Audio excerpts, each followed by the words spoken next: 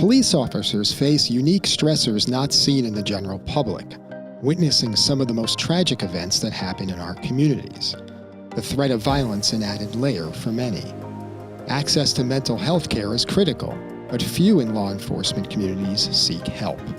Hello and welcome to 20-Minute Health Talk. I'm David Reich Hale.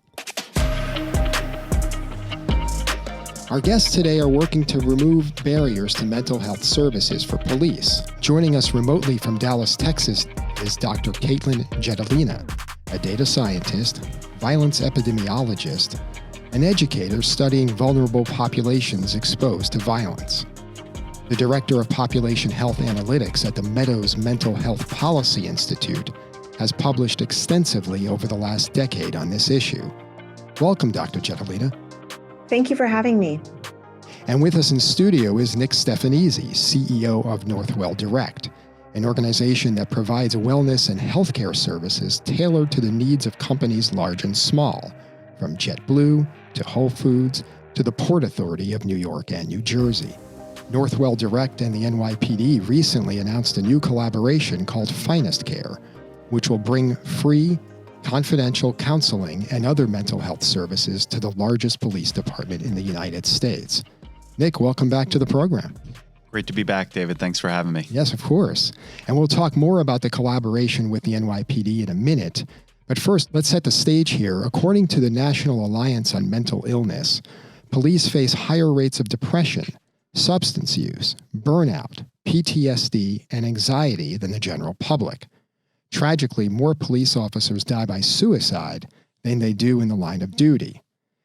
Dr. Jetelina, in a 2020 paper, your team identified 4 primary barriers that keep police officers from accessing mental health care. Can you tell us what those are? That's right. So we worked very closely with a few police departments in the Dallas-Fort Worth area in Texas, and we found 4 big themes. The first was that there's just a general lack of knowledge that the officer himself or herself is experiencing a mental health issue. Their stress level, they get numb to it. They get so accustomed to having that stress that it's really the norm to it. A lot of them said it, they're numb to it. And so a lot of people don't realize how close they are needing to get mental health services in the first place. But once they do realize they have a mental health problem or illness, a lot of them don't seek services. And we found that there's really 3 reasons for this. Is 1, a concern about confidentiality within the department. A lot of police officers do not trust internally their own department. A lot of them told us that it's like high school, that word gets out, and they don't want to tell anyone that they have a mental health concern.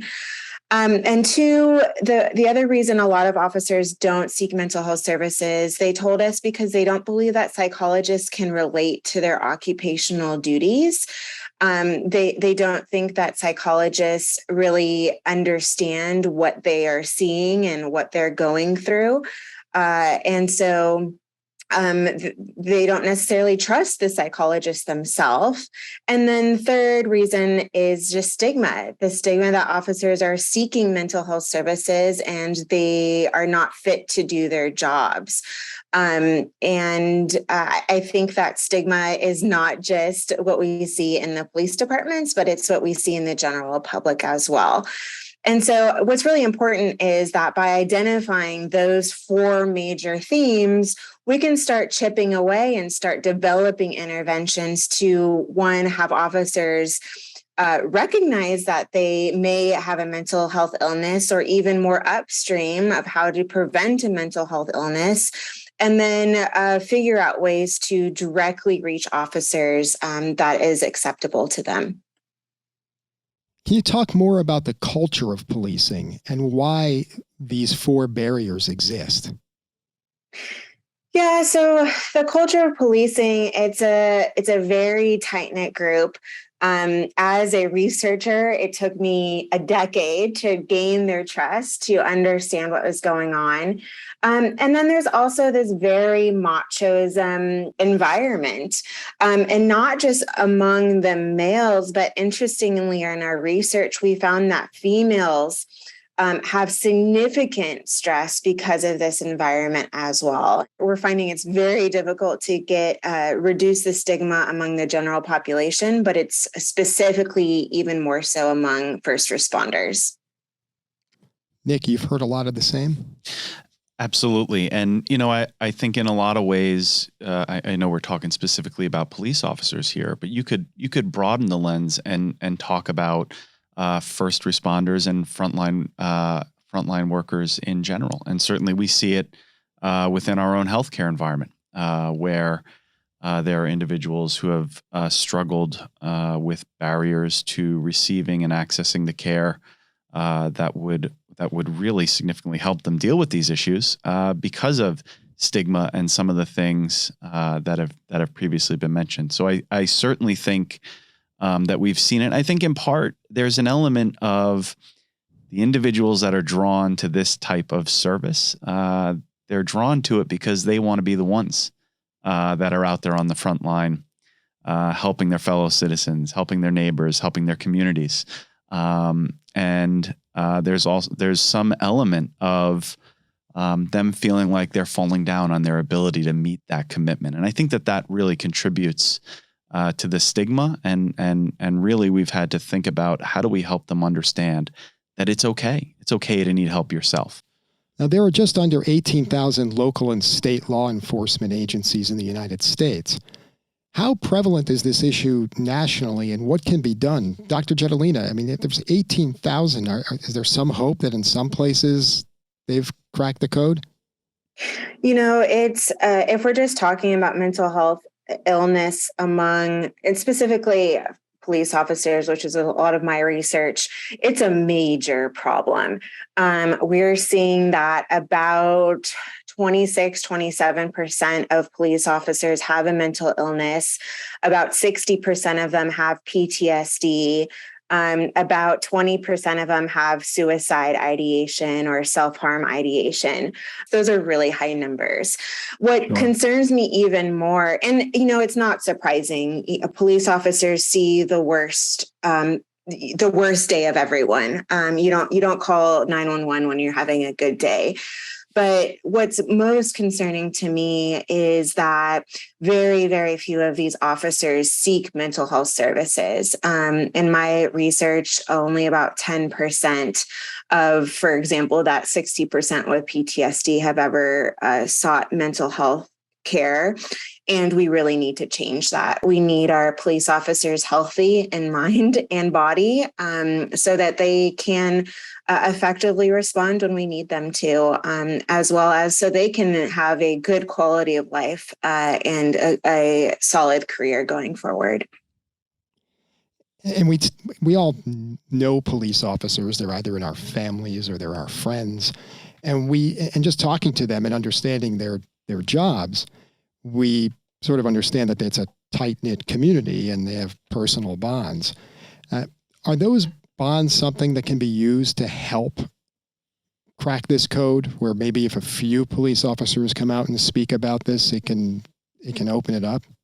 Yeah, absolutely. So we actually just saw that when we were doing focus groups, that we just needed one officer to start talking about really starting to open up. And once one officer started talking, the entire room just started talking. And so that's where we really leverage in research this idea of peer support networks, specifically with mental illness. For example, in Texas, we are implementing a peer support network across all University of Texas officers. And that's exactly what it brings in. It's not a psychologist. Who we are training are the officers themselves to really help their brethren. And it seems to be a very effective approach, specifically after big emergency events. And Nick, tell us about Finest Care, because This is maybe another one where if they're talking to each other and they start using Finest Care, that it can grow. How did this collaboration with the NYPD come to be? Yeah, so we're really proud of the work that we're doing with the NYPD around the Finest Care program.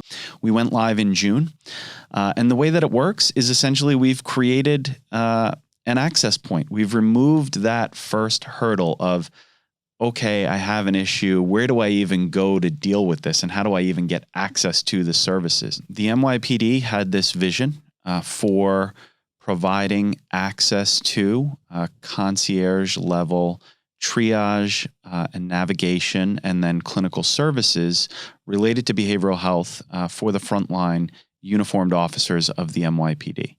24/7, 365, all of the uniformed officers of the NYPD have access to our behavioral health contact center, where they will be greeted by a clinical professional who will triage their situation, their needs, put them through an assessment, and then determine the most appropriate course of treatment for that individual. That could include a teleconsultation, that could include an in-person visit with a psychiatrist or a psychologist. It could include, if an individual is in acute crisis, deploying an ambulance through our Center for Emergency Medical Services. So what we really have the ability to do is to make sure that we connect the individual to the appropriate venue of care, the appropriate type of care for the particular need. And we do that based on a clinical triage.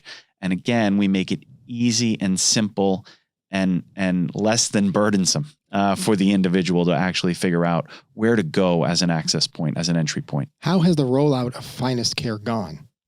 It's gone really smoothly. We've already engaged in the few short months that we've been live. We've engaged with over 100 uniformed officers of the NYPD. We suspect that as that word of mouth continues to get out there, that we will continue to see greater and greater adoption. But what we've seen thus far has been consistent with our expectations when we went live, and the NYPD has been a terrific partner throughout this. One of the other commitments that I think is really important is that we've committed for any appointments, whether they're follow-up tele-appointments or they're in-person with a psychiatrist or a psychologist, we've committed that these members of the NYPD will be seen within 48 hours of their making contact with the Finest Care contact center. And so that makes a real difference to be able to sit down and have that conversation. What we've done is said, you know what, you've taken that first step of reaching out and engaging. We're going to make sure very quickly we're able to get you in. And we've made that commitment. And I think that's been an important part of what makes this a real asset. Dr. Jetelina, what do you think of the Finest Care model? It makes me so happy. We really need to improve access to officers. You know, when we work with officers, one of the first things they say is we don't know where to go.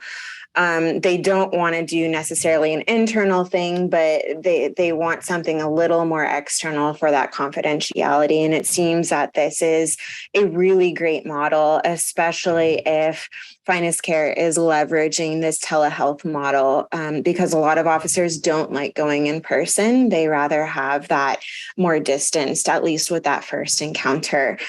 So it sounds great, and I'm really excited to hear about it and learn more about it so we can hopefully disseminate and maybe even implement it in other models or even other police departments that aren't as massive as the NYPD.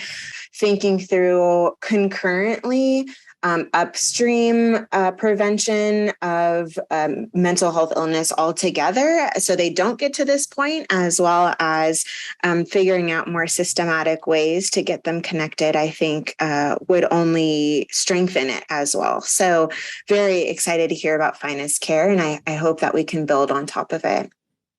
Well, that's great to hear, Dr. Jetelina, and really, really appreciate that. We're, as I said, very, very proud of this work. And I have to say, I couldn't agree more with you. The need to continue to try to push upstream is really, really important, particularly in behavioral health, but really in all aspects of health and well-being. And it's something we talk a lot about with employers. The telehealth component that Dr. Jetelina mentioned, I absolutely agree.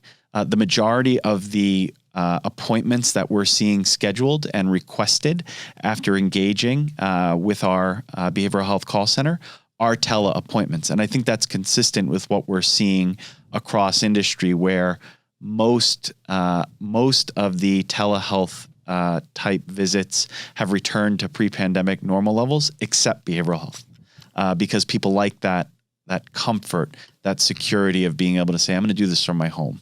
If we can couple that, which we are planning to roll out, couple that with some digital solutions that put this capability where we all live, in the palms of our hands in our smartphone, then I think you'll also support further scalability. And that's something we're really excited about.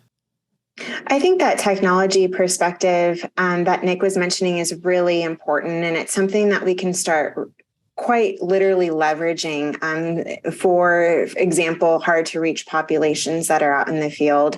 For example, we're doing a lot of research work with smartwatches and tracking heart rates of police officers. And when it's sustained over time, figuring out how to get them mindfulness exercises so we can decrease mental health illness upstream. I have been very surprised of how much the officers love this. They love the recognition of when they are stressed and when they're not stressed. I thought they would maybe just take off their watches and throw it out the window if it was buzzing at them, but they liked that awareness. And even beyond just at a high stress call, a lot of officers recognized anticipatory stress. So when they're in their car on the way to work for their first shift, some of their watches started buzzing. And so they could get their heart rate down before they even started their shift. We have a lot of innovative ideas. It's just a matter of bringing those populations along for the ride and implementing them and testing them to make sure that they are effective. Dr. Jetelina, the Meadows Mental Health Policy Institute works with cities, counties, and regions to improve access to mental health care. What other strategies have you found effective? The number one thing that's really important with any development of the intervention is stakeholder engagement. For example, with police officers, if I and my team weren't able to partner with them, we would have probably implemented something that was not acceptable to them and was not feasible. And then we would have seen uptake that was suboptimal. And so really listening to their needs, they have very innovative ideas of how, for example, you can reach them at midnight during, their graveyard shift, for example. And so putting the minds together can then really truly move that needle. And we're talking, in this case, our agreement, where Northwell Direct is working with NYPD, and it's obviously the biggest, never mind an urban police department, it's the biggest in the United States. But there are also smaller departments, typically rural or suburban areas in the country, where the suicide rate increases to almost 4 times the national average. What factors contribute to that specifically? That's right. And I work with a lot of rural police departments, and it's really all the same. But access to mental health services is abysmal. And that's where we could really leverage telehealth, especially after what we've seen with the pandemic. And so I think that is a lower hanging fruit right now to try and get mental health services, to bring it to them so they don't have to travel 100 miles to the nearest mental health services. And there's a lot more isolation. I would say that there is more stigma in the rural areas as well around mental health illness. And so it's a lot of the same themes, but very much heightened. And if we go beyond just policing in rural areas, suburban areas, heck, almost anywhere, Nick, are employers offering robust behavioral health services as part of their benefits packages? Are they starting to think more about this?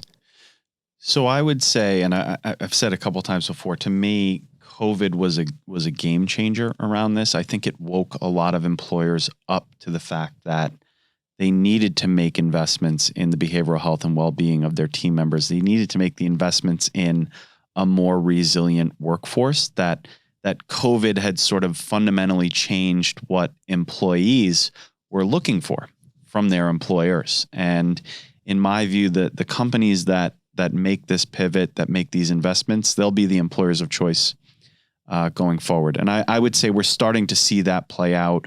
We're starting to see through our conversations with employers, brokers, consultants, that this is an area that is top of mind, not just for the HR leaders of the company, but really the entire C-suite. And if you look at the market, over the last couple of years, there's been something like $5 billion of investment from private equity companies in any number of behavioral health related startups that are out there in the market. Now, you can debate the efficacy of those point solutions and whether or not they're really the ones that can move the needle, but certainly we're seeing that there's a real interest here in trying to crack this code, in trying to help employees get access to this much needed care. And so I'm really appreciative of you having us here and allowing us to talk about this and promote some of these concepts, because I think everything that we can do to get this word out and make sure people hear and understand that message is really, really important.